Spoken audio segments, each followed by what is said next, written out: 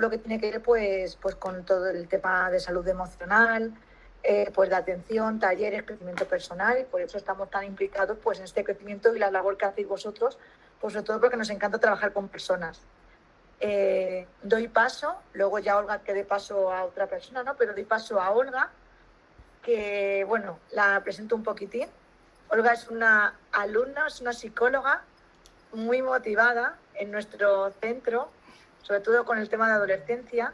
Es una psicóloga que está haciendo el máster de Psicología General Sanitaria y bueno, pues que nos ha preparado una pequeña aportación en esta temática. Sí. Olga, si nos quieres tú completar algo. Sí, claro, gracias María. Nada, pues como ha dicho María, me llamo Olga López y nada, estoy haciendo las prácticas ahí en Capital Psicólogos y nada, estoy súper contenta. Mil gracias por la oportunidad que me habéis dado por estar aquí porque me hace de verdad muchísima ilusión. Y nada, estoy como, sí, últimamente súper motivada un poco con la población infanto-juvenil, no sé, me ilusiona todo ese tema. Porque, no sé, si una cosa he aprendido en la carrera y todo es que esa etapa de desarrollo es súper importante y al final ahí se cuece todo. Y eso, no sé, es que estoy encantadísima de estar aquí. Genial, muchas gracias, Olga. Bueno, doy paso a María Jiménez. María Jiménez es una abogada, es especialista en ciberdelincuencia y protección de datos, presidenta de Acercatec, una asociación sin ánimo de lucro que acerca a los diferentes colectivos de la sociedad al buen uso de las nuevas tecnologías y fomenta pues los buenos ciberhábitos. María, cuéntanos un poco más. Eso es. Bueno, pues en primer lugar, antes de presentarme doy las gracias a la Asociación Ideorama por celebrar estas jornadas, ¿no? Y al final por darnos voz. Luego también a mis compañeros porque al final pues vamos todos a una. Así que bueno, gracias. Bueno, pues yo me presento, como ha comentado María, soy abogada en materia de ciberdelincuencia, ¿vale? Y la presidenta de la asociación Acércate, ¿vale? Nosotros somos un grupo de jóvenes, ¿no? Y que llevamos poquito. Entonces, si os parece, os cuento un poco el origen de la asociación y el por qué y qué es lo que hacemos y qué talleres se están llevando a cabo. Entonces, bueno, Acércate nace de bueno, al final mi pasión por el derecho penal, ¿no? Me encantaba el ámbito donde al final había un delito o lo que fuera.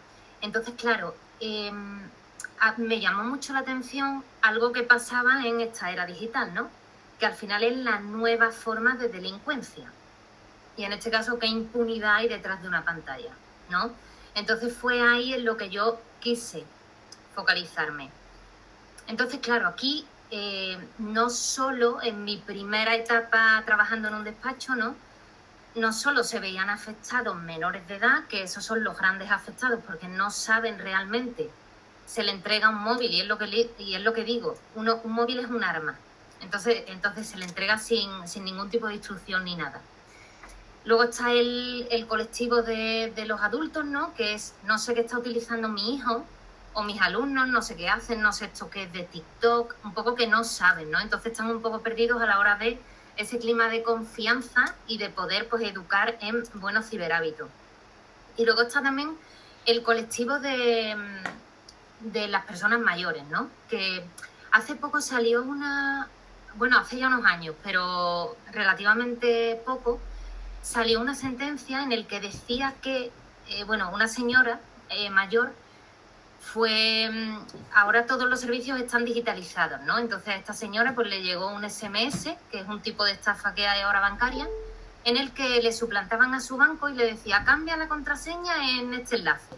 Entonces, claro, la señora clicó y al final eso es un tipo de estafa, ¿no? Que te instalan un virus y tal, y le quitaron dinero.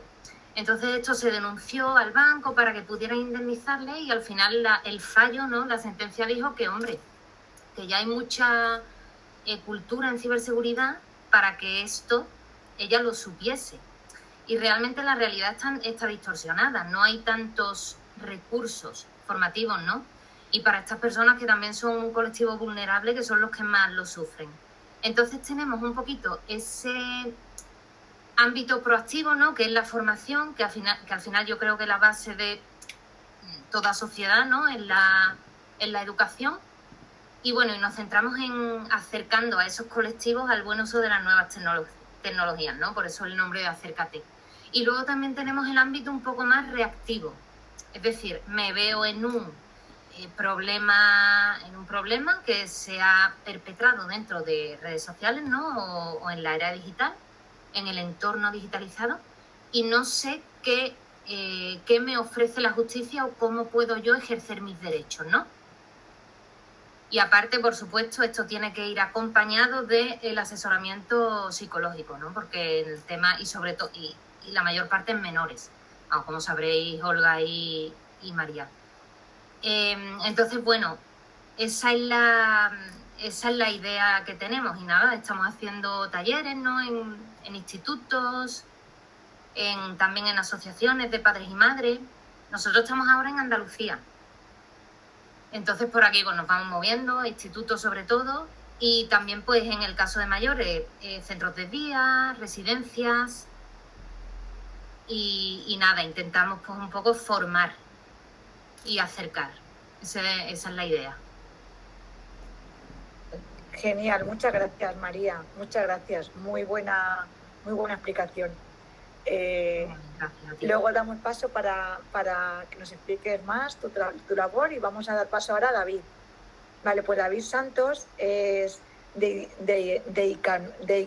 diaconía, que ahí me cuesta un poco, es responsable de sensibilización en el área de lucha. Ahora él nos explica un poquito más todo esto, ¿no? Porque me gustaría que nos explicases luego ya deepface y este tipo de cosas, ¿no? Pero primero hacemos una breve presentación sobre lo que es pues tu labor, tu entidad.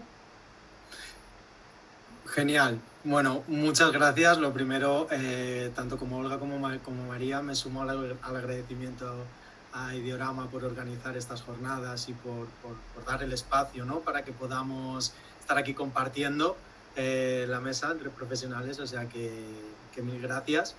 Y bueno, contaros un poquito, Diaconía somos una entidad del tercer sector que trabaja sobre todo con colectivos vulnerables. Tenemos diferentes áreas dentro de la entidad. Tenemos el área de protección internacional o migraciones, área de urgencia social, y dentro del área donde trabajo yo es el área de mujer y lucha contra la trata. Entonces nosotros siempre contamos que dentro del área pues se sostiene en base a 3 patitas. Por un lado hacemos investigación, por otro lado hacemos intervención directa con personas víctimas del delito de la trata, y por otro lado hacemos sensibilización, que es dentro de donde se encuentra el programa Desactiva la Trata, y es un poco la parte desde la que venimos, ¿no? Entonces en Desactiva y en Diaconía, vaya, lo que hacemos es un poco sensibilizar no solo de lo que es el delito de la trata per se, sino de todas las narrativas que están sustentando el delito de la trata, y ayudamos también a conectar como cosas que parece que están muy desconectadas o muy lejanas dentro del mundo digital, ¿no? Como puede ser un videojuego con la trata, pues ayudamos a hacer el camino de, oye, pues mira, pues esto puede ser una puerta de entrada, no estamos diciendo que siempre sea, pero es una puerta de entrada. Entonces, en los últimos tiempos nos hemos especializado en el mundo digital, en cómo ha mutado el delito en el entorno digital, en las narrativas como, por ejemplo, bueno, pues violencias digitales, los algoritmos de recomendación, bueno, la pornografía también la ponemos como un delito que sustenta, una narrativa que sustenta el delito. Y bueno, pues esto es básicamente lo que hacemos. También un poco como la compañera María, vamos a institutos, sensibilizamos en institutos, hacemos escuela de familias también para formar a las familias, a profesionales, a fuerzas y cuerpos de seguridad del Estado. Bueno, intentamos hacer nuestro proyecto de sensibilización, intenta ser 360, y a todos los grupos que puedan estar en contacto tanto con menores como con el entorno digital, pues facilitarles un poco estos conocimientos que vamos teniendo y que vamos adquiriendo. Sí, maravilloso, David, maravilloso. Menuda altura tenemos aquí de personal. Paula Tajuelo es coordinadora de género y TIC, no sé si son técnicas de integración, o bueno, ahora que nos explique ella. Fundación Splay está en lo que es ciudadanía comprometida. Paula, explícanos un poquito más. Muchas gracias, María, y bueno, también me sumo al agradecimiento a Ideorama por celebrar estas jornadas tan interesantes y también por la colaboración que hacemos más allá de estas jornadas. Bueno, pues me presento un poco. Yo soy Paula, como bien apuntaba María. Además de, mi título principal que me hace estar aquí es porque actualmente me dedico a la coordinación de los proyectos de género y TIC, y como bien apuntábamos, ¿qué es esto, no?, de género y TIC? Nosotros desde Fundación Splay hacemos una intervención socioeducativa con todos los diferentes rangos de población, sectores de población, desde la infancia y la juventud hasta las personas mayores, pasando por personas en riesgo o situación de exclusión social, personas con discapacidad, personas migrantes, y nuestro foco es sobre todo hacer una intervención socioeducativa que tenga en cuenta las TIC, porque como decimos, las TIC no es el futuro, sino que es el presente. Entonces, efectivamente, dentro de esta acción socioeducativa, como decía, hacemos una vertiente que es específica en el que trabajamos el tema de género. Y es aquí de donde viene mi título de género y TIC, ¿no?, de coordinación de proyectos de género y TIC. ¿Y qué es lo que hacemos aquí? Pues lo que hacemos es sensibilizar para cambiar esa brecha digital que hay de género, específicamente de género, y que lo que hace es que las mujeres no estemos suficientemente representadas en aquellos puestos que tienen que ver con la actividad tecnológica, que ahora mismo no es solo importante a nivel de usuarios, es decir, de todas las personas que nuestro día a día lo pasamos al lado de un ordenador y de un teléfono móvil, sino también aquellas personas que se dedican a desarrollar lo que pasa y lo que tiene que suceder en esos dispositivos tecnológicos. Y bueno, pues esto sería así brevemente un poco para resumir lo que hacemos. Muy bien, Paula, muy bien. Bueno, pues todos los que estamos aquí, ¿no?, pues menuda labor, ¿no?, con la sociedad, con lo que es el trato humano, y sobre todo por avanzar y conseguir una sociedad mejor y que crezca. Si queréis, damos paso a las preguntas. Yo voy haciendo para estimular lo que es el debate, y yo voy a empezar por alguna que veo así, ¿no? Pues por ejemplo, David me hizo, que es que tengo curiosidad, me hizo una pregunta, bueno, me hizo un comentario de Deepface. Dice, ¿tú sabrás lo que es? No tengo ni idea, David, lo que es Deepface. Estamos en conexión con los adolescentes, sabemos un montón. Olga luego va a hablar incluso de cosas de emoticonos, pero explícanos qué es Deepface y así empezamos el debate. Bueno, empezamos fuerte entonces con el tema de los deepfakes. Bueno, ahí estamos. Deepfake no deja de ser pues un vídeo, una imagen, incluso un audio generado por inteligencia artificial, que es falso, ¿vale? O sea, con el sonido o la apariencia de una persona.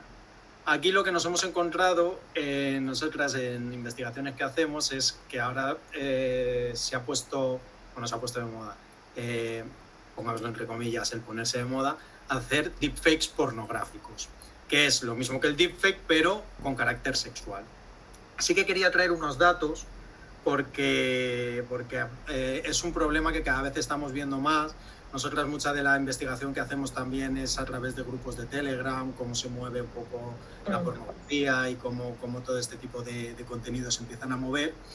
Y bueno, los datos están corroborando las cosas que teníamos, que es que entre 2022 y 2023 la cantidad de pornografía deepfake que se creó aumentó en un 464%, que el 99% del contenido pornográfico deepfake fue dirigido contra las mujeres, y que el 48% de los hombres encuestados afirmaba haber visto pornografía deepfake alguna vez.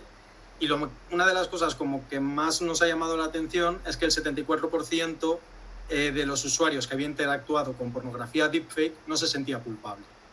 Porque al final, como es algo falso, pues decía, no hay ningún problema. Esto ya de por sí, per se, para nosotras es un problema, porque claro, al final, ¿qué estamos naturalizando? ¿Qué está naturalizando la juventud? Y sobre todo cosas que nunca, o sea, que la población adulta o el profesorado desconoce, ¿no? Pero que hemos visto en esos grupos de Telegram que también se está utilizando el deepfake para hacer sextorsión. Entonces, se crea una imagen Bueno, o sea, además yo estoy bastante tranquilo hablando de esto porque como tenemos abogadas y psicólogas aquí, entonces es maravilloso porque creo que podemos hacer como un abordaje bastante integral. Pero al final se hace una imagen falsa de una chica, lo que hemos visto es que se organizan pasando un Instagram y una foto para hacer una imagen falsa, para ponerse en contacto con esa chica y pedirle más fotos o decirle que si no se va a filtrar esa foto. Claro, muchas veces cuando llevamos esta reflexión al aula nos dicen, bueno, pero es que esa foto es falsa y es una de ya, pero las personas que lo reciben no lo saben. Y entonces empieza todo el señalamiento social. Y como siempre decimos, en todos los institutos siempre ha habido algún caso de una foto que se ha filtrado de alguna chica, los que ahora se llaman nude. Incluso aunque esa chica no esté en el instituto, se sigue recordando quién es y su nombre. Pero nunca nadie se acuerda del chico que la ha filtrado. Y nunca nadie se acuerda del grupo de amigos que han filtrado, porque el chico la pasa a su grupo de amigos la comparten. Nadie les señala nunca. Y esto es un poco lo que intentamos trabajar.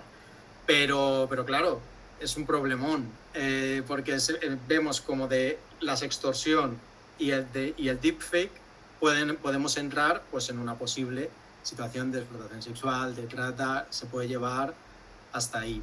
Entonces, yo claro. yo aquí quiero que las compis entren porque esto es lo que nosotros vemos, pero sus visiones van a completar mucho más todo lo que yo he dicho. Claro, a mí de aquí me sale una pregunta, ¿no? Que esta sí que yo creo que va para Olga, bueno, para alguno de vosotros que pueda... Claro, esto ¿qué nivel de implicación? Porque estamos hablando de adolescentes, de menores. Entonces, ¿qué nivel de implicación o prevención o el papel que puedan tener los padres? O claro, es que yo como madre, yo tengo un hijo, o sea, me espanta, ¿no? O sea, bueno, mi hijo ya es adulto, pero ha sido adolescente y he estado absolutamente desconectada de lo que acabas de decir, ¿no? Pero es espantoso. Entonces, ¿qué nivel tienen aquí los padres de poder prevenir, de que sepan esto, de que estén informados? O las entidades educativas están informados, si los profesores incluso están informados y les hacen falta charlas. Sí, bueno, al final yo creo que aquí los padres tienen un papel súper ultra mega activo y esencial. Al final lo que hace falta, sobre todo yo creo que a nivel más tocando el ámbito psicológico, es que ellos sientan que tienen un lugar seguro donde poder comunicar, donde poder pues sí, hablar de todos estos temas, de lo que pueda pasar, y además que sientan que no van a ser juzgados, que no se trate como un tabú. Y además creo que aquí hay como también un aspecto súper importante que es un poco como la actualización de los padres, porque a mí me da la sensación muchas veces de que falta que como ha dicho María, pues que los padres estén como más encima de ver pues los gustos de sus hijos, que consumen, de qué forma lo hacen, como todo esto, que al final estén como con la mente abierta a estas nuevas cosas que es que suenan raras, yo lo entiendo.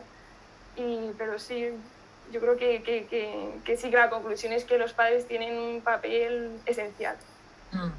Claro, aquí sí que podéis ir hablando, no hace falta tampoco que respetemos los turnos, que si ya veo que nos aturullamos ya, pero no, pero muy bien, María. Sí que me cabe una curiosidad, y de verdad como madre, lo que ha dicho David, es muy cañero, es verdad. ¿Hasta qué punto esto lo sabe la sociedad, no? María, cuéntanos. Efectivamente, como comenta David, sí que es cierto que desde Acércate también se han detectado muchos casos de sexting, ¿no? Y al final, una vez haciendo un juego de roleplay, se le presentaba esta casuística, ¿no? Y al final la culpa es, no, pues que no lo hubiera enviado, ¿no? Siempre puedes ser libre de no enviarla. Pero bueno, realmente no. O sea, realmente tú tienes que saber que tú, en primer lugar, tú no tienes ese consentimiento de la presión. Entonces, el consentimiento sí que es verdad que se lleva un poco más a lo físico, pero oye, es que el consentimiento también es online. Es decir, también tú no me presiones si no quiero enviarte una foto, ¿vale? Pero además, si yo no te he dado permiso para enviarla, ya estás incumpliendo con la ley, ¿no? Estás cometiendo un delito. En este caso estamos ante un delito de revelación de secreto. Es decir, esto tiene responsabilidad penal, que eso es lo que no saben. Y ahora, claro, la cadena, ¿no? La cadena de difusión. yo ahora recibo esa foto y a mí me hace gracia y yo la reenvío a mi grupo. Oye, es que tú también estás cometiendo un delito. O sea, no solo es culpable el que la manda, ¿no? La que lo manda, sino todo aquel todo el que participa. Entonces, en este caso lo que tendemos es, oye, tenemos que tener la responsabilidad proactiva de que si recibimos algún tipo de foto, oye, se tiene que informar, en este caso al centro educativo, ¿no? O a nuestros padres se ha producido esto, ¿vale?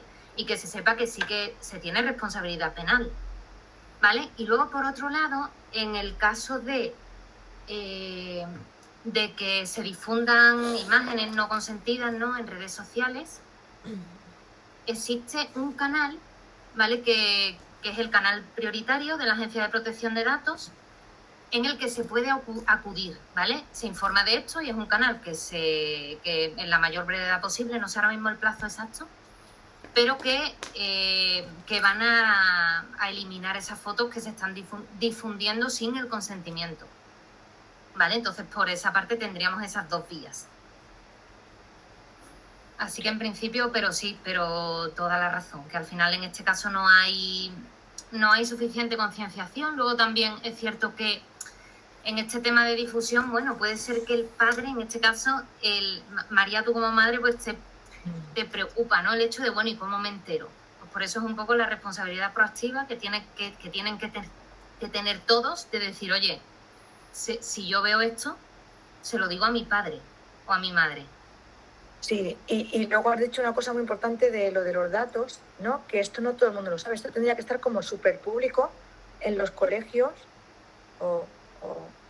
¿no? Que tendría que tenerlo todo esto en la mano para saber dónde tenemos que denunciar, dónde ir, porque muchas veces, por ejemplo, esto no lo tenemos. Y David, cuéntanos qué has... Gracias, María.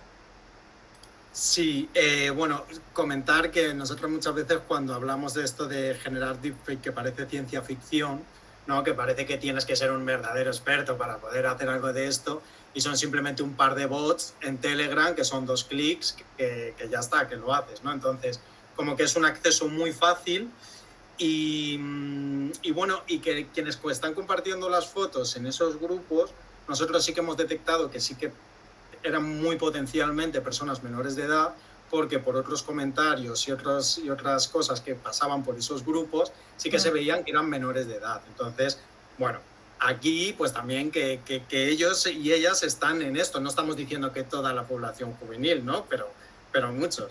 Pero yo cuando hablamos de las familias, me vais a permitir que yo no pueda hablar de las familias sin meter un poco una crítica al sistema capitalista en el que estamos, ¿no? Porque hablamos mucho siempre, o sea, y que tenemos que involucrar a todos los actores, o sea, no solo las familias, porque muchas veces responsabilizamos solo a las familias de tener un papel activo o proactivo, pero hay una brecha digital, o sea, antes hablábamos de esa brecha digital, y entre las personas adolescentes y las familias hay una brecha digital muy grande.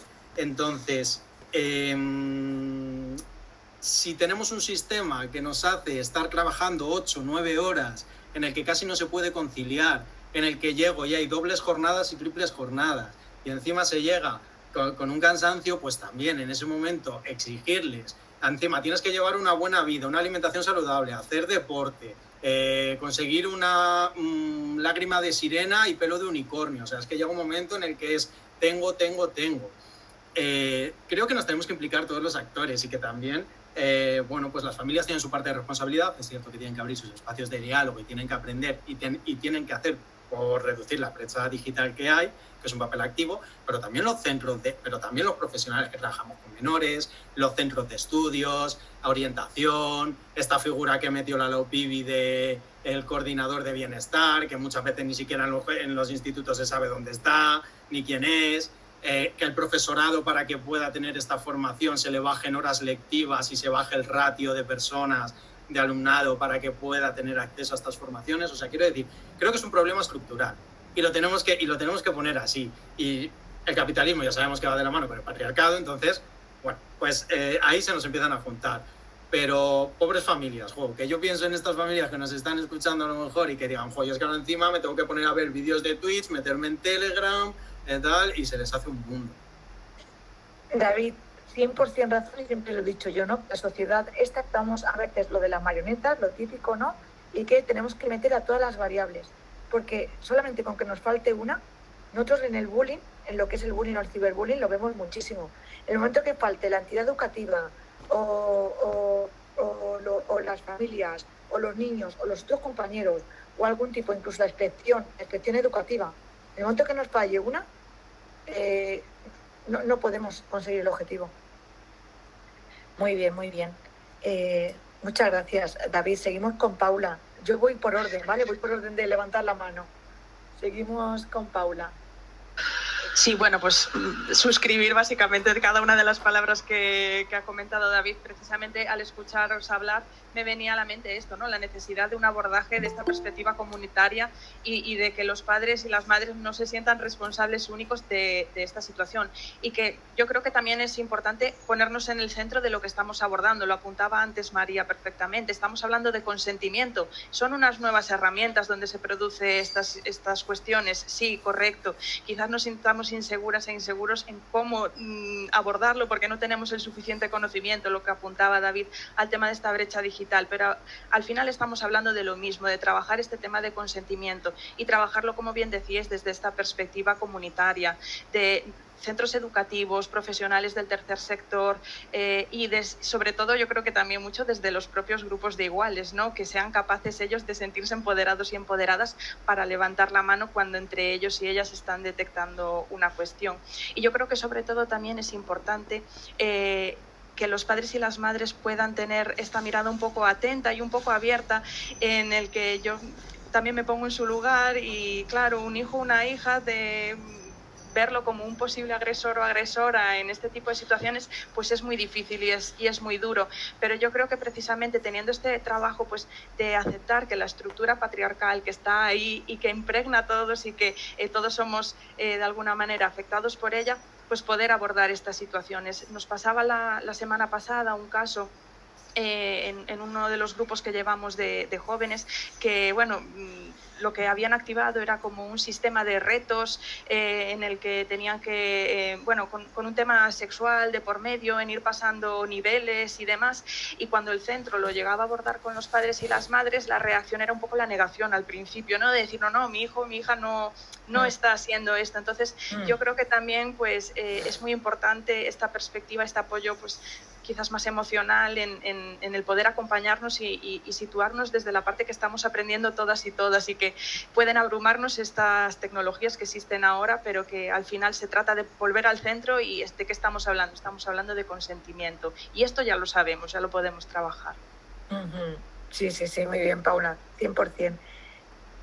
Gracias. Isabel, cuéntanos. Vale, ya está. Yo en realidad quería lanzaros una pregunta porque, bueno, de las cosas que habéis dicho me llama mucho, bueno, hablan del sexting y lo del deepfake, que yo tampoco lo manejaba demasiado el concepto. Yo me pregunto ahora, la idea esta que hay, bueno, ¿no? De que muchos niños y menores quieren ser youtubers o influencers, ¿no? Esta tendencia que hay y que las redes sociales están como más abiertas, grupos de 1000 personas para conectarse. Me pregunto si se abordara más todos los peligros. O sea, yo sé que se está dando como información sobre los peligros que esto da, porque si al final con las fotografías tú es como consigues hacer un deepfake, ¿no? Si tú te proteges si todo tu círculo es más cerrado, entiendo yo que puede ser más complicado conseguir lo del deepfake. Y yo no sé si todo este asunto en los colegios, la gente que estáis haciendo como un trabajo más activo en colegios o en centros que tienen como un programa de educación sexual, si todos estos nuevos conceptos los están metiendo, porque a veces parece como una cosa de imagen y de identidad, no relacionada tanto con la sexualidad, pero por las cosas que estamos diciendo parece directo, igual que cogerte, pues pasarte una foto de Instagram en bikini y empezar a hacer con eso, pues yo qué sé, que es de tu red social, pero quizá la empiezan a pasar por el colegio con burlas y se acaba convirtiendo en una cosa también de acoso en una vertiente más sexual. Entonces quería saber si los profesionales que estáis con este tema estáis viendo que se están incluyendo estos nuevos retos en los programas educativos junto con lo del consentimiento, que me parece muy acertado todo lo que habéis dicho. muy interesante. Muy bien, Isabel, vamos a ver si nos responde alguien así, ¿no? ¿Sí os parece yo? Sí, sí. Vale, bueno, pues aquí hay una palabra que a mí me gusta mucho, ¿vale? Que es la corresponsabilidad. Entonces, en todo este tema de la educación digital, no solo la familia tiene que estar, sino también el centro educativo. Y sí es verdad que las prácticas que se están llevando ahora del tema de educación sexual, desde nuestra opinión, no están contextualizadas al entorno digital. O sea, desgraciadamente al final, antes las preguntas, ¿no? Pues de curiosidad eran más en el entorno físico, ¿no? Pero ahora es un poco más en el entorno social y emocional. Es decir, si no subo una foto sexy, soy raro o rara. Entonces un poco también hay un fallo en la identidad y en la construcción de la personalidad. Entonces, sí es cierto que no debe, o sea, sí que ahora mismo los planes que hay educativos y tal, dentro de las escuelas, son bastante teóricos y no solo se trata de hablar de, ¿no? Sino es también de, oye, fomentamos el pensamiento autocrítico, ¿vale? Se dan talleres que muestran su opinión, ¿no? O, por ejemplo, juegos de rol o talleres en el que se muestren casos reales, ¿no? Vídeos de influencers de, oye, pues ¿qué siento? ¿Esto me representa? ¿Por qué me representa o no me representa? Un poco abordarlo de esta forma, ¿no? Entonces yo creo que sí se debería fomentar un poco más el tema de la transversalidad de esta educación y al final la educación sexual digital es antes, y sobre todo por el consumo de pornografía, ¿no? Que al final este consumo de pornografía es como una fuente de aprendizaje y es una fuente de aprendizaje errónea. Entonces, bueno, al final son patrones un poco más violentos, ¿no? Y que no es eso la sexualidad. Entonces lo cogen como modelo y luego pues hay fallos en el tema del consentimiento, en el tema de poner límites o no poner límites. Es complicado porque no hay un acompañamiento adulto, ¿no? En ese consumo al final. Uh-huh. Claro, yo una de las cosas que he dicho alguna vez que he dado algunas conferencias, no sé si esto sirve un poco para también estimular, es que yo siempre decía una pregunta, ¿no? Cuando hacía pues el bullying, el ciberbullying, pues todo lo que tiene que ver con la sexualidad, ¿no? Claro, las calles de una ciudad son malas, son buenas, en general. ¿Las calles de una ciudad son buenas o son malas? Pues depende que las utilices, si están en sitios oscuros, o es por la mañana, es claridad. Entonces, pues depende un poco las variables que vayan en torno a los entornos digitales, a los entornos digitales, ahí ya vamos viendo qué es lo que se relaciona, que hace que sea malo o bueno para el adolescente.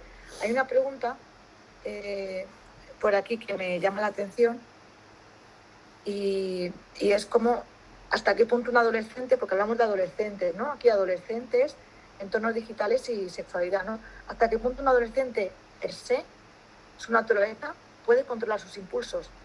Los adolescentes que pueden controlar sus impulsos los pueden controlar. Pero un adolescente que no pueda controlar sus impulsos, yo voy a lanzar aquí esta pregunta. ¿Hasta qué punto se le puede dar la responsabilidad de controlar sus impulsos? Un adolescente. Ahí. Olga, cuéntanos. Sí, bueno, a mí esta pregunta me parece súper interesante porque incluso yo me la cuestiono y me la planteo. Y yo creo que depende mucho pues, de lo que hemos estado hablando del contexto, pues de su contexto vital al final, pues ya te digo, el contexto ya no solo en el de casa, sino el del colegio, a nivel social también. Entonces, bueno, ¿hasta qué punto un adolescente puede controlar sus impulsos? Pues es que ya os lo digo, que yo incluso me lo planteo, porque yo me imagino un adolescente que puede estar recibiendo como una educación o unos inputs como muy fuera de lugar o que no se pueden corresponder con lo que él en ese momento necesita, y yo ahí pienso, pues pues llegado el momento no podría controlar sus impulsos a hacer según qué cosa, pero si por el contrario está recibiendo esa información y al final tiene como un lugar pues como valioso donde se está desarrollando y puede discernir entre si una cosa está bien o está mal o si es debido a hacerla o no, pues yo creo que ahí sí, no sé, sí que podría como gestionar esa impulsividad de hacer una cosa u otra.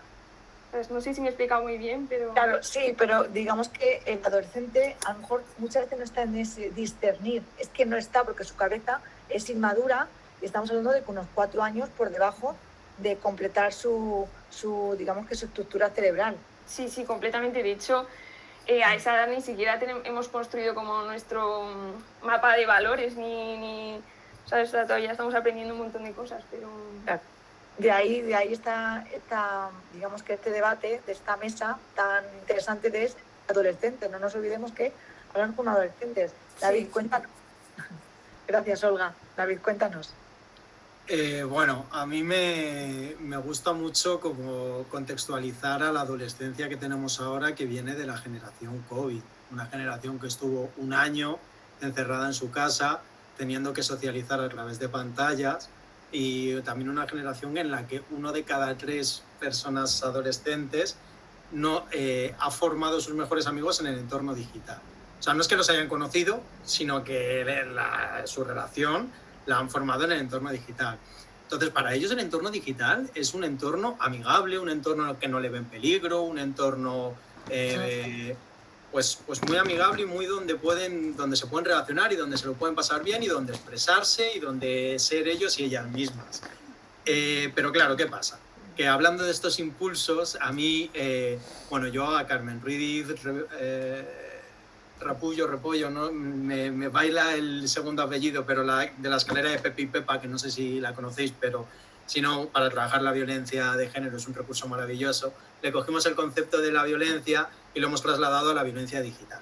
Entonces, nosotros siempre decimos que esta nueva generación de adolescentes, pues es que no es que sean personas más violentas, es que tienen una normalización de la violencia que está 2 escalones por encima del que estamos nosotras. Y entonces ahora mismo, también lo que están recibiendo todo el rato son inputs diciéndoles, lo que estáis haciendo está mal, os estáis comportando mal, vuestro uso de las nuevas, no nuevas tecnologías porque ya no son nuevas, quiero decir, el ordenador y el móvil ya no son nuevas, ¿no? El uso de las tecnologías está mal, lo que hacéis en redes sociales está mal, todos los mensajes que les llegan es que todo lo que hacen está mal. Y al final lo que le tenemos que hacer es ayudar, nosotras en los talleres lo que hacemos es un poco ayudarlas, ¿no? Ayudarlas a decir, oye, cuidado que esto es violencia, cuidado que esto, cuando les hace clic y se quedan en silencio, dicen, ¡oh, qué guay! Nunca lo había pensado así, pero presumimos que lo están haciendo muchas veces de manera consciente y de manera directa. Y, por ejemplo, si al final... hablando, por ejemplo, de bullying, que has puesto tú antes el ejemplo, María, no son conscientes de que un sticker puede ser bullying. Hacer un sticker puede ser bullying.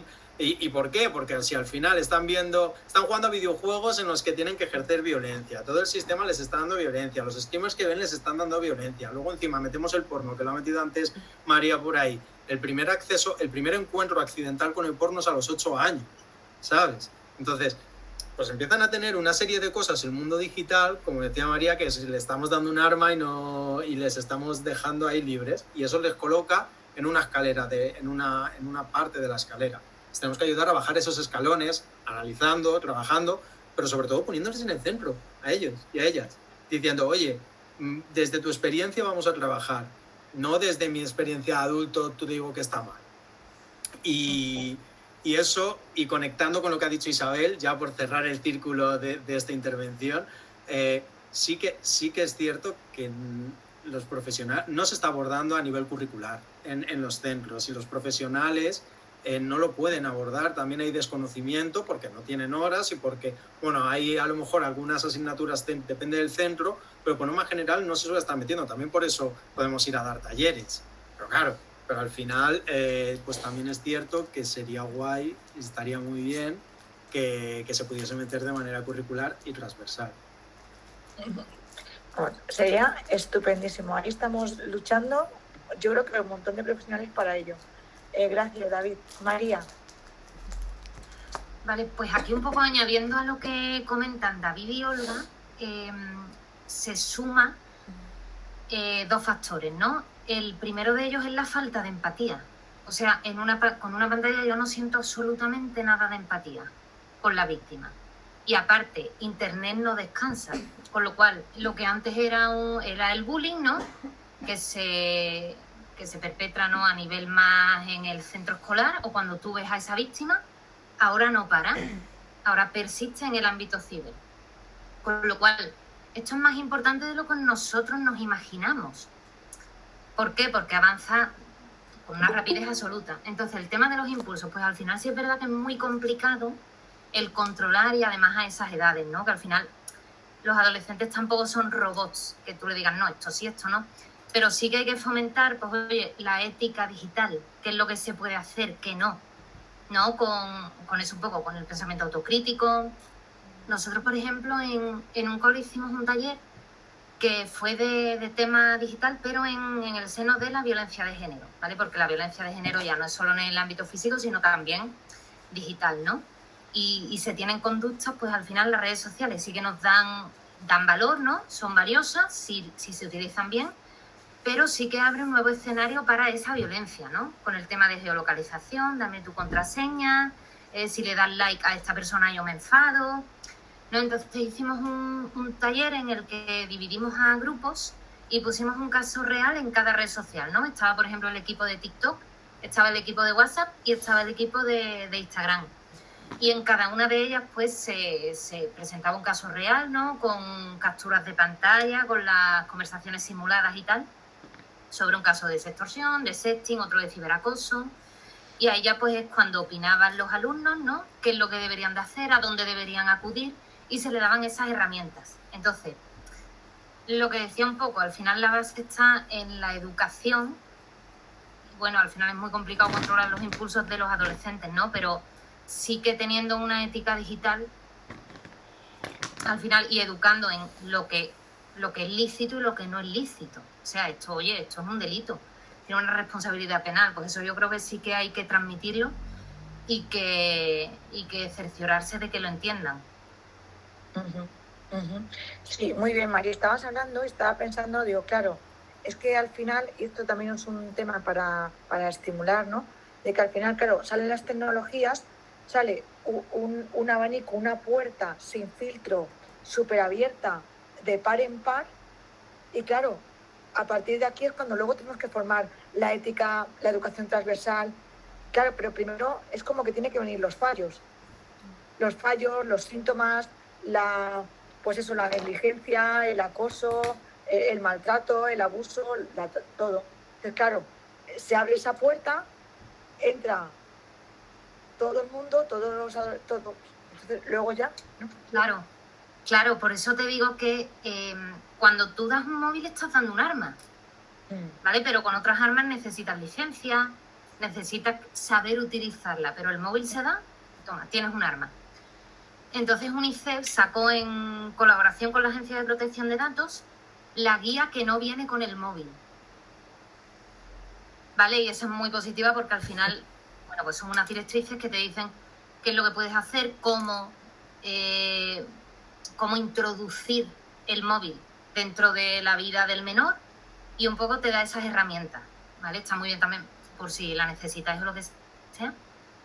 Y eso, que hay que, o sea, yo creo que hay que preparar esa entrega del móvil a ese menor, ¿no? Y saber un poco darle las directrices, ¿no? Y así crear un poco una ética digital. Eso desde casa, pero también que se fomente desde el centro educativo. ¿Dónde se puede encontrar esa guía? Pues esa guía, aquí hay chat, ¿la puedo enviar ahora o no? No sé. Sí, ¿no? Vale, pues la busco y la envío. Si pudiera sería genial si todo el mundo tenemos acceso. Genial, pues mientras vamos a darle la palabra a Paula. Sí, bueno, yo había levantado la mano por cerrar un poco la intervención en relación con el currículum, pero sí que, bueno, escuchándoos, a mí también quería comentar que me rechina un poco, la verdad, que hablemos de dispositivos tecnológicos como arma, cuando yo creo que es una herramienta y esa herramienta puede utilizarse para algo negativo y evidentemente no vamos a negar una realidad que es la que existe, pero que tampoco creo que debemos demonizarla. Sí que es verdad que estamos en una mesa de profesionales en el que creo que entendemos el contexto y un poco a lo que estamos apuntando, pero de cara a la sociedad a mí me gusta hablar de herramienta, no de arma, precisamente porque también nos da muchas otras cosas positivas que tampoco creo que hay que descartar. Y hablaba antes David del tema del COVID, pues precisamente lo que nos permite es conectarnos y lo que hay que ver es cómo nos conectamos. Y yo creo que ahí desde los centros educativos y especialmente desde las entidades del tercer sector es donde podemos hacer como más hincapié. Y en relación con lo que comentabais el tema curricular, yo creo que es que también el profesorado ahora mismo necesita mucho apoyo, porque si entre nosotras que somos profesionales estamos viendo en el día a día, casi en el minuto, estrategias, formas de cómo responder ante esta realidad que nos estamos encontrando, el profesorado todavía más. Hablábamos antes de los padres y de las madres y al final pues tampoco me gustaría generalizar, pero estamos hablando casi de la misma generación a nivel de edad. Entonces yo creo que aquí también hace falta acompañar al profesorado, que yo creo que no está incorporado a nivel curricular, más allá de que alguna docente pues lo pueda incorporar pues prácticamente de manera voluntaria el abordaje de este tipo de cuestiones. Nosotros desde el programa de Chicas InTech, desde esta parte de género y TIC de Fundación Splay, una de las cuestiones que facilitamos es una guía para profesionales, bueno, del ámbito socioeducativo, pero que sobre todo sí que es verdad que está teniendo mucha buena acogida entre docentes, donde hablamos de talleres prácticos que pueden poner en marcha. En este caso sí que es verdad que más para acercar conocimientos STEAM, por esta cuestión que comentaba en la presentación de cómo acercamos la tecnología a la juventud. Pero creo que en esta línea también sería necesario pues esta pequeña guía y este pequeño apoyo a los profesionales, a los centros educativos, para que se sientan también arropados y al día, ¿no? en estas cuestiones pues que van surgiendo. Muy bien, Paula, muy bien, me gusta. Isabel, cuéntanos. No, simplemente porque me ha resonado mucho lo que tocas de decir, Paula, sobre llamar arma, ¿no? al teléfono. Sí que es cierto que yo creo que, como tú has dicho, todo el mundo lo entendemos, ¿no? Esto me recuerda, o sea, esto va a sonar a viejuno, ¿no? Pero como con la bomba atómica, ¿no? Cuando el tema nuclear tiene muchos usos, no tenía por qué ser una bomba, pero el humano pues lo decidió que fuera un arma, ¿no? Entonces es como algo de doble filo. Y nosotros, por ejemplo, en nuestra asociación nos ha pasado que hemos querido llegar a colectivos en Barajas que, como nosotros queremos, o sea, no, consideramos que hay que dar formación de las TIC y que las TIC están en nuestra vida y son muy útiles para muchas cosas, conectan la gente mayor que antes hablábamos, tiene mucho peligro de estafa, pero también está muy conectada o se siente menos sola muchas veces gracias a esta nueva tecnología. Y hay colegios que no hemos podido llegar o sitios porque las AMPAs están en esta nueva filosofía de no teléfonos y consideran que nosotros fomentamos el uso de las TIC cuando en realidad creo que es algo imparable y simplemente hay que unir la ética y la moral, ¿no? Como a su uso. No, que quizá la prohibición seguramente no sea la solución. O sea, a lo largo de la historia creo que se ha visto que las grandes prohibiciones no son las soluciones, ¿no? A los problemas que nos enfrentamos. Entonces, bueno, era simplemente esto. Y luego me ha llamado mucho la atención también que ha dicho antes María, que me ha gustado, con el tema de la identidad sexual, que quería también haceros un poco la pregunta, de que ahora muchos adolescentes lo que buscan no es como esto de si no publico algo sexy no voy a gustar, ¿no? Este tema relacionado también con cómo se relacionan ahora los adolescentes a través de las redes con la expresión de la sexualidad. Yo siento que hay una diferencia, o sea, que igual que ellos tienen 2 grados más de violencia aceptada, creo que la sexualidad del ser humano en general, tanto para hombres como para mujeres, ellos lo tienen también 2 puntos por encima a lo que son quizá pues mi generación o de mis padres. Entonces quiero saber si vosotros también lo estáis viendo también como psicólogas, si estos temas de identidad y sexualidad, ¿no? Y sentirse deseado está muy relacionado con los likes, ¿no? En las redes también, ¿no? El sentirme deseado y cómo lo hago. Si veis que hay que el grado es diferente y si se ha aumentado muchísimo esto. No sé si me explico. Ahora le doy la palabra a David. Simplemente voy a contestar a Isabel como psicóloga. Y es que no es que esté doblado por encima, es que ya está desajustado a nivel emocional. Un chaval que se relacione a través de los likes o que tenga que mandar un cuerpo para ser aceptado, creo que está perdiendo su identidad y está basando su autoestima en algo, en una acción que no tiene nada que ver ni siquiera ni con su identidad ni con él mismo. Entonces es que ya estamos hablando incluso de salud mental.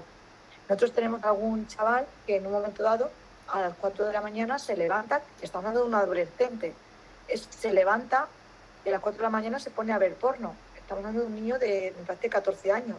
Esto no es salud mental.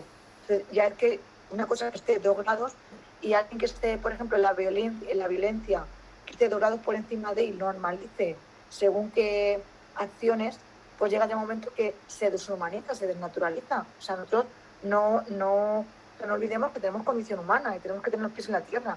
Entonces, no nos podemos desviar como de este camino. No, ahí quedo esto como psicóloga. Olga, luego te doy la palabra si tienes algo que aportar. La damos primero. Sí, no, solo decir que un poco lo que has dicho tú, rotundamente esto no es salud mental. O sea, no es salud mental y tampoco es un estado de bienestar acorde a la etapa vital de este adolescente. O sea, rotundamente no. Gracias, Olga. David, lo siento, te cogemos. No, por favor, o sea, yo como si se abría otro debate, ¿no? Yo digo un par de cosas como del anterior y introduzco un poco cosas que tengo en la cabeza de este. Del anterior, como un poco decía Paula, nosotros también hemos hecho una guía para profesorado, para apoyar a detectar, porque es algo como que no estoy trayendo muy a coalición, pero hay estrategias de captación y estrategias de manipulación para la explotación sexual de los adolescentes y las adolescentes. Y bueno, pues ahí estamos un poco también ayudando al profesorado a aprender a detectarlo, cuáles son los peligros de cada red social. Entonces, la busco y si no, se la hago llegar a Ideorama para que se la haga llegar a todo el mundo, que también la tenemos. Y también un poco, un poco lo que decíamos, lo que hemos venido hablando de tanto con las familias como con el profesorado, de que abran espacios de diálogo, ¿no? O sea, que al final que sientan que se trabaje desde esa perspectiva, que es la que va a dar mejores resultados, al menos eso es lo que creemos. Y metiéndome en este tema de las redes sociales y este contenido, un poco la perspectiva que estamos intentando implementar, o desde donde partimos, es que muchas veces hablamos de las redes sociales como si fuesen sitios inocuos, sitios que tú simplemente entras a divertirte.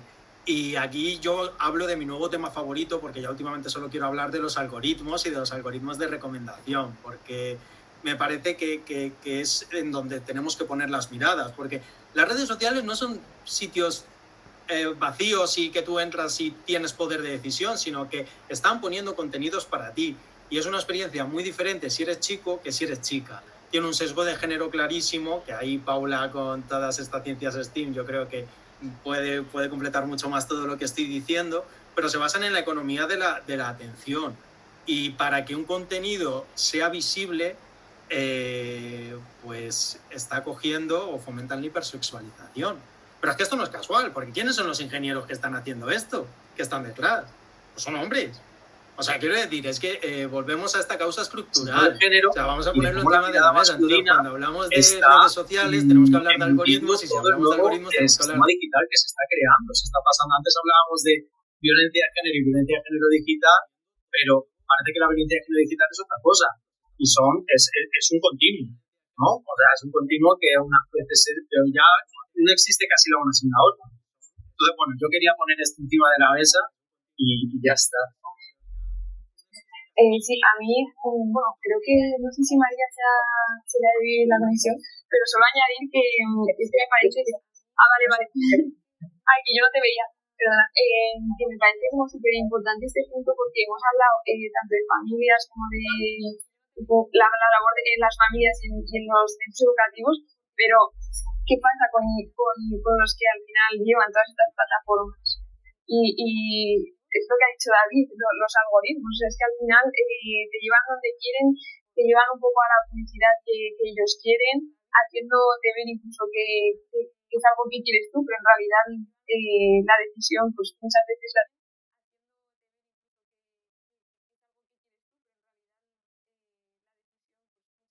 tienen ellos. Y es que yo creo que este punto es súper mega importante. O sea, a nivel pues eso, de las empresas y de al final los personajes que llevan todo esto.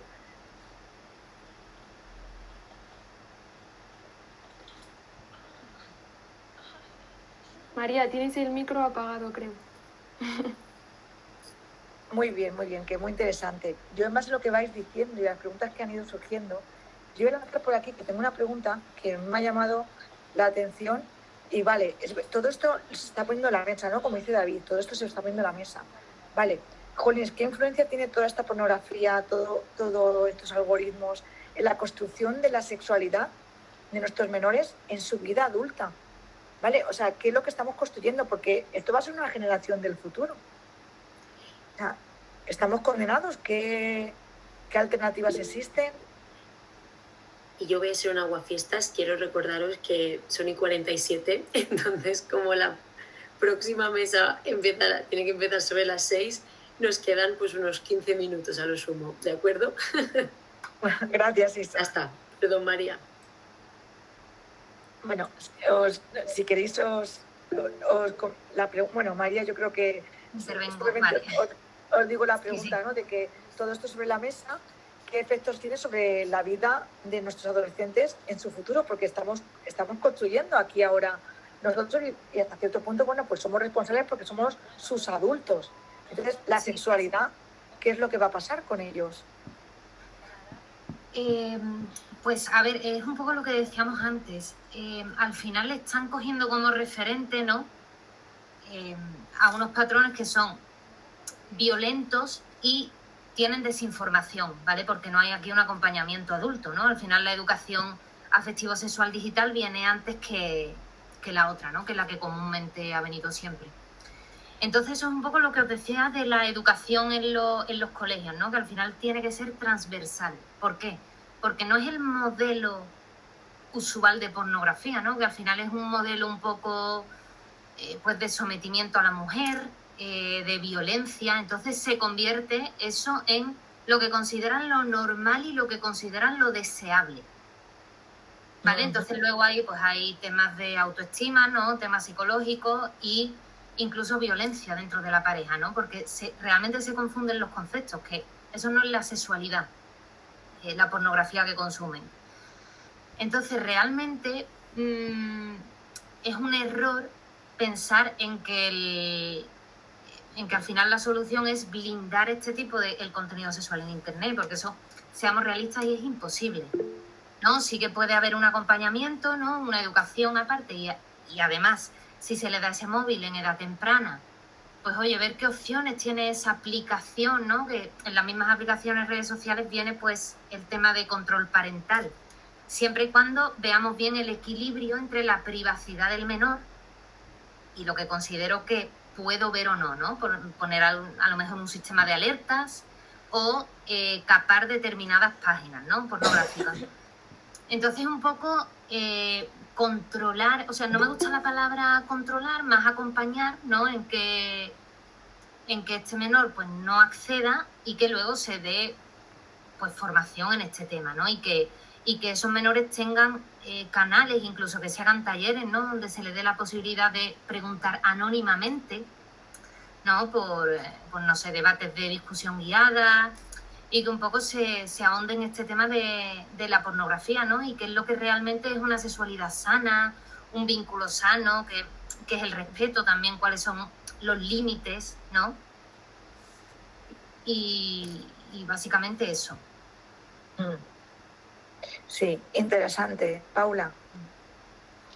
Sí, yo quería también compartir uno de los retos que para mí es lo que yo estoy observando un poco en el día a día, que es que los jóvenes ahora mismo creo que tienen más información que antes, que tienen conceptos claros bastante antes que quizás lo pudieran tener en generaciones anteriores, pero sin embargo yo lo que veo, no sé si el resto de compañeras de mesa pues también lo detectáis, que es como que la formación teórica la tienen clara, pero cuando llegas a la práctica, a cómo aterrizarlo, bajarlo a tierra, ahí cuesta todavía un poco más. O sea, hemos llegado a incidir como a nivel comunitario en esta parte pues más teórica, más de pues sí, sé lo que es la violencia de género, sé identificar X cuestiones, pero luego a la hora de la práctica, ¿qué es lo que pasa? ¿No? Yo creo que ahí ese también es uno de los retos que están sobre la mesa ahora mismo.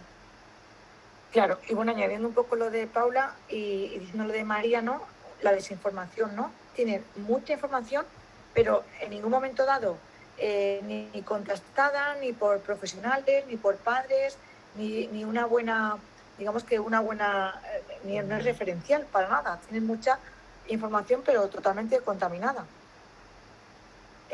No sé si nos da tiempo a hacer así alguna pregunta más, porque... Sí, si queréis, porque bueno, aún nos falta una persona de la siguiente mesa. Y bueno, ya Carmen, o sea, Carmen sabemos que se conecta un poquito más tarde, pero podemos esperar un pelín, entonces podemos extender esto 5 minutillos más, 10, no pasa nada. Pues esto es como, esta pregunta a mí me ha parecido bien como una sugerencia y como bueno, María, di tú. Ahora hago la pregunta. Sí, que al tema que comentaba David, del tema de los algoritmos, sí que me parece un tema bastante interesante y que es un tema del que no se habla porque también se desconoce un poco. O sea, estamos hablando de conductas, pero no de los algoritmos, ¿no? Y de qué pasa detrás de esa red social, ¿no? En este caso también aquí hay como un choque de normativas, ¿no? Porque sí que ahora Europa está incidiendo muchísimo en este tema, ¿no? De los menores y pues prohibimos el móvil aquí, pues también, bueno, el tema de seguridad de la información, ¿no? De la protección de tus datos. Y es cierto que la Unión Europea está mucho en eso, ¿no? Y prohíbe la instalación de ciertos algoritmos, ¿no? Que sean, bueno, que vayan contra tu privacidad o contra otros temas. Pero es cierto que todas estas redes sociales son de Estados Unidos, ¿vale? ¿Qué pasa? Que esto tiene otro tipo de normativa, ¿vale? Que es ahí donde tenemos los algoritmos, ¿no?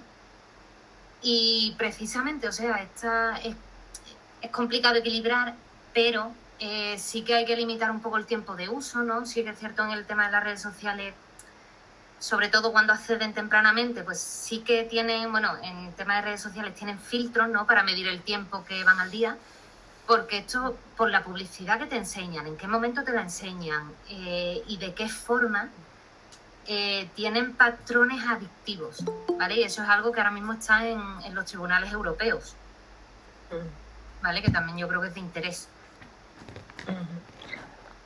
Muy bien, María. Y fíjate, para terminar, a mí me gustaría lanzar esta pregunta para terminar, si se nos ocurre alguna pequeña idea de resolver, ¿no?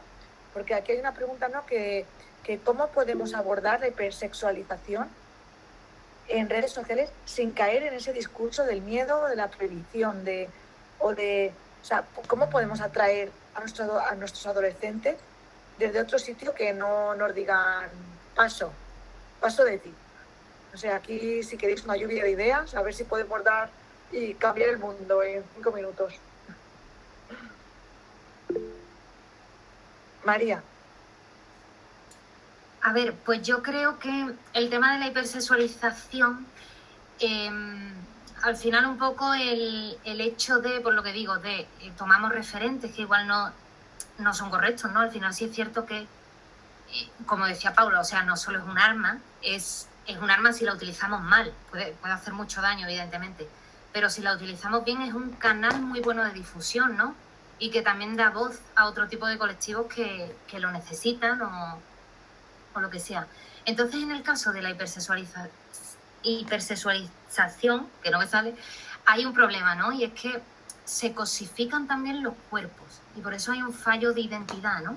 de, oye, soy raro o rara si no subo este contenido, ¿no? Si no subo una foto sexy. Y al final también el deseo en la educación afectivo-sexual está un poco mercantilizado.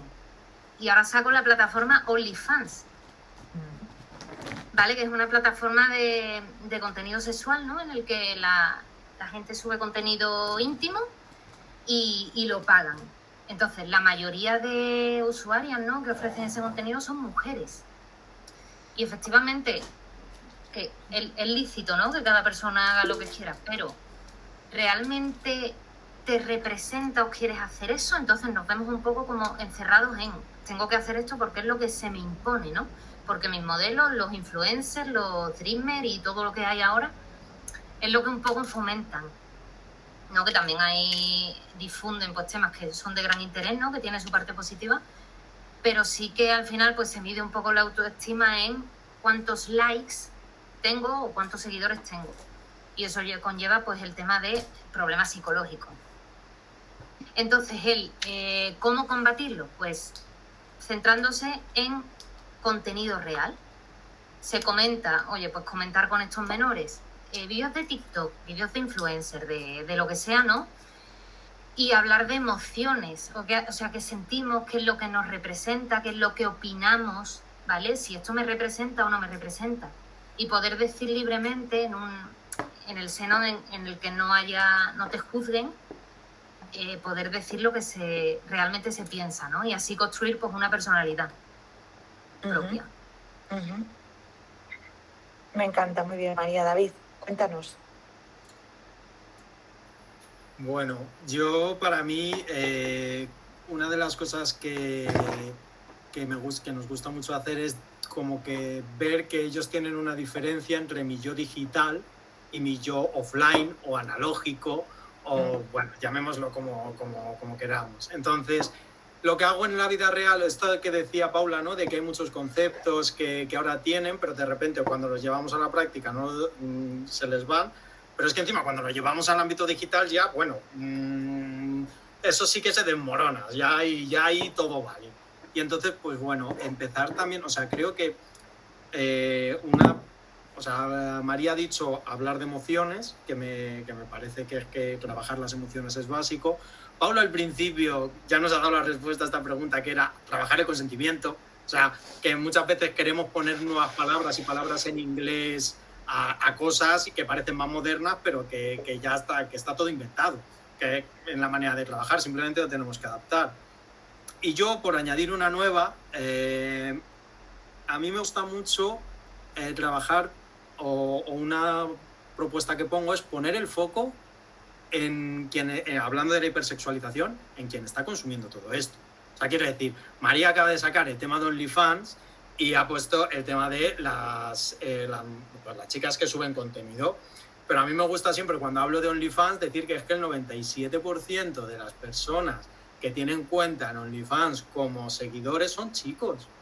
Entonces, empecemos a hablar con los chicos, empecemos a hacer que los chicos dejen de cosificar, dejen de coger y normalizar un consumo de pornografía, de OnlyFans, de cuerpos, hablando, como decía Paula, desde el consentimiento, pero pongamos el foco en nosotros, en los chicos, porque ¿quién consume porno? ¿Para quién está hecho el porno? ¿Para quién está hecho OnlyFans? O sea, si el debate lo llevamos a qué razones o por qué una mujer ha subido contenido a OnlyFans, estamos revictimizando constantemente, porque yo no lo sé, pero lo que sí que sé es que un chico está consumiéndolo por lo que lo está consumiendo y que los datos están ahí, o sea, los da OnlyFans, que no los doy yo ni es porque yo quiera decirlo, es que el propio OnlyFans lo da, y Pornhub también, que dan sus datos, que es que esto ya es de broma, ¿sabes? Entonces, poner el foco en los chicos, trabajar con los chicos la sexualidad y trabajar el consentimiento, pero siempre poniendo la mirada en los chicos. Yo creo que cuando empecemos a hacer eso y les dejamos hablar de emociones, hacer la emoción mainstream, ¿sabes? O sea, que la emoción sea mainstream, pues yo creo que irá mejor. Me ha encantado. Entonces, lo bueno es como darle el espacio, darles la oportunidad, escucharles, ser referencia y sobre todo poderles proporcionar yo me quedo un poco con esto, con todo lo que podéis trabajar y con la motivación que se tiene para trabajar con ellos, es proporcionarles el espacio y lo demás, ¿no? Pues seguramente que va a salir rodando. Bueno, pues yo solamente tengo que dar las gracias porque ha sido espectacular. Por mi parte, enhorabuena a todos y un placer estar con Ciberconecta y con todo lo que habéis organizado. Enhorabuena, solamente me sale decir eso y muchas gracias a todos. Muchas gracias, María, y como me ha dicho, muchas gracias a todos. Creo que realmente nos podríamos haber quedado aquí mucho más. Creo que de cada tema salen 200 y a veces no se te ocurre tal, pero escuchándos otra vez te vuelven a salir nuevas preguntas, te reflexionas sobre eso y volverías sobre otras cosas. Entonces, nada, invitaros a quedaros en las siguientes mesas, que creo que igual que aquí era de sexualidad y se ha tratado un poco de bullying y ciberacoso, esa es la última que tenemos a las 7 y es posible que salgan nuevas cosas que os puedan ser de interés, y también evidentemente los que ya venís, pues nos vemos mañana, y si no también invitaros a venir a partir de las 11, también estaremos por la tarde hasta las 8 y con talleres prácticos que hemos hablado que muchas veces no es solo teoría sino es práctica, es llegar a la gente del barrio, que a veces también desde la teoría parece una cosa pero después vas a la realidad y te das cuenta del conflicto que hay al trabajar eso, ¿no? Y las dificultades que uno se encuentra, que es variopinta. Entonces nada, un aplauso para todos, muchas gracias, y si os parece vamos a hacer un poco de recuento de los que estamos ya para la siguiente mesa, la segunda, que creo que Miguel Ángel